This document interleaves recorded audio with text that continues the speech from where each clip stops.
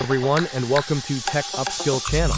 In today's video, I will show you how to fix the not enough memory to complete this operation error in Windows 11. And now let's get started.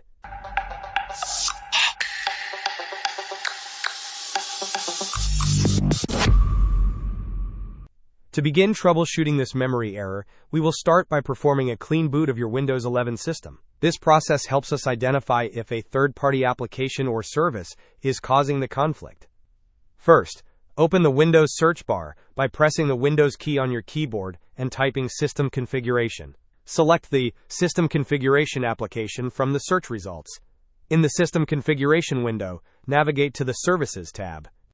Here you will find an option to hide all Microsoft services. Please check this box. After hiding the Microsoft services, if any other services are currently checked, you will need to click on Disable All. Once you have disabled all non-essential services, click Apply and then OK. The system will prompt you to restart your computer. Please restart your computer for these changes to take effect. When your computer restarts in this clean boot state, only necessary Windows programs will launch at startup.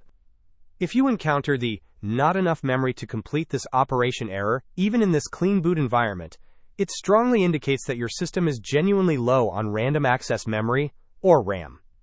In such a scenario, the most effective solution will be to upgrade your physical RAM. You can explore options on websites like Amazon.com or any other reputable online retailer. Search for RAM and ensure you purchase the correct type of RAM, such as DDR3 or DDR4, which is compatible with your computer's motherboard. Hope this was helpful. Don't forget to like and subscribe if you enjoyed. As always, thanks for watching, and I will see you in the next video.